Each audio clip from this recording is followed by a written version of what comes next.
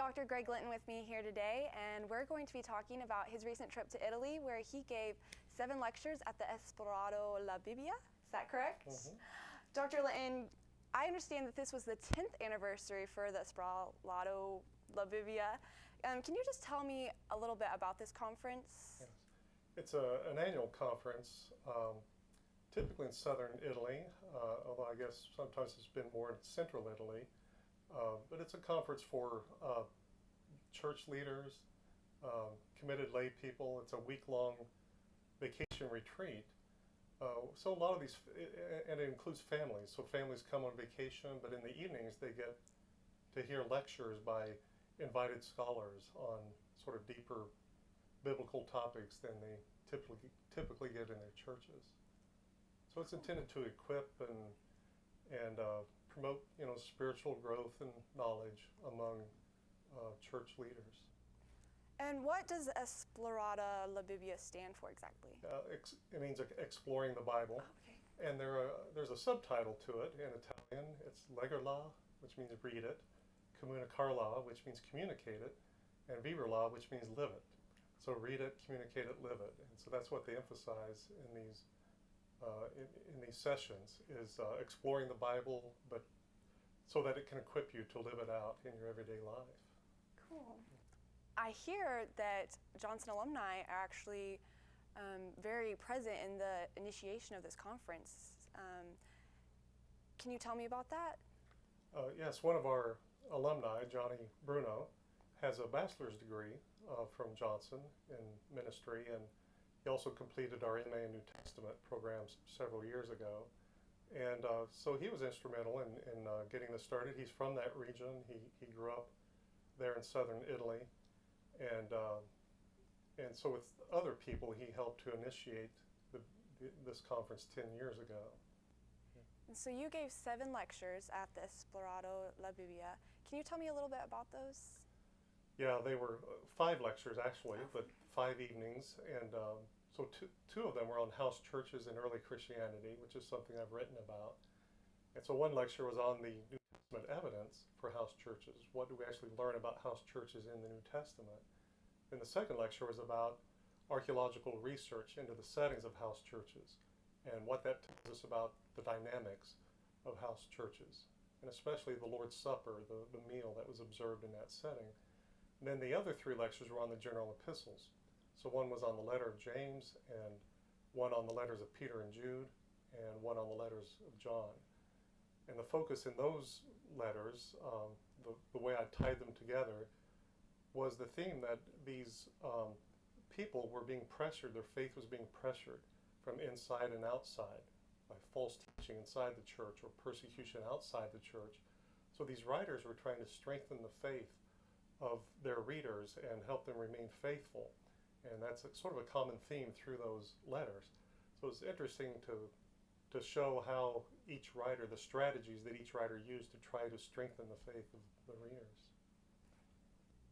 And before you came back to the States after the lecture, I understand that you visited Francavilla Fontana, and there you went to a church that Johnny is actually the minister at. Could you tell me a little bit about that? Yeah, so this church was actually started by a local family, and the minister, though, left under negative circumstances, and as a result of that, Jim and Karenita Wolsifer, who were Johnson Bible College alumni, came there as ministers, and so that's where they ministered for many years. And then Johnny is their son-in-law, so Stephanie is their daughter, and so now Johnny is the minister of that church. So that church has been around for over 40 years, probably longer than that. Awesome. So there is a very good presence of Johnson alumni there in Italy then. Do you think that Johnson prepared Johnny and his family for the ministry that they're now performing in Italy? Yes, and Jim and Karenita Wolsifer, they graduated in the early 70s, and they went over there for a year, I believe, while they were students. And continued some studies while they were over there, and then they came back and finished, and then they went back again, and they've stayed there ever since. And so they've been very committed to the Italian mission there. And with Johnny, I think it was important for him to come and get the solid Bible teaching, the good ministry preparation. I think that has equipped him, well for his ministry and the leadership role that he has had. The MA in New Testament has given him credibility and advanced his study skills and so forth. So I think that's been helpful for him in teaching and training and equipping others. And then Stephanie's degree in counseling, has been very useful also. So, Johnson was key in preparing all of them for the ministries that they've carried out there. So Johnson's mission statement is that we educate students for Christian ministries and other strategic vocations framed by the Great Commission in order to send students out. And so do you think this is a fulfillment of the Great Commission that Johnson has established?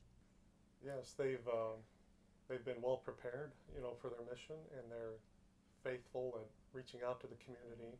For example, the mission there that the Wolsifers and the Brunos are involved in, they have a training center, and it's a building right there in Francavilla.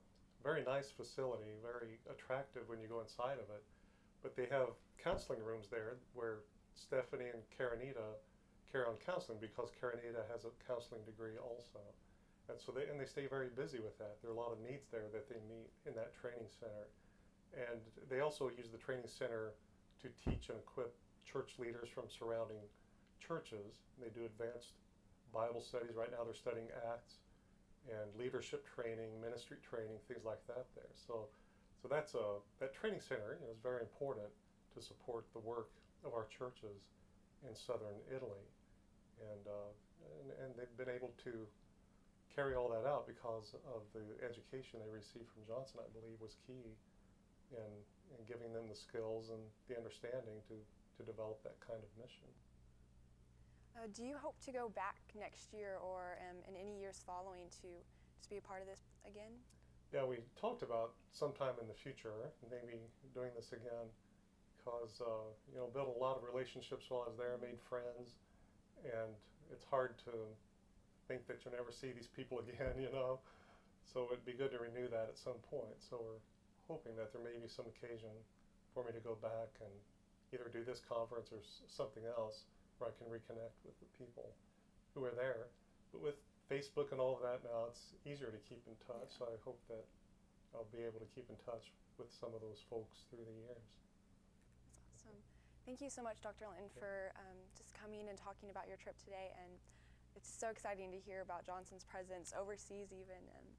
So thank you so much. Thank you for your interest.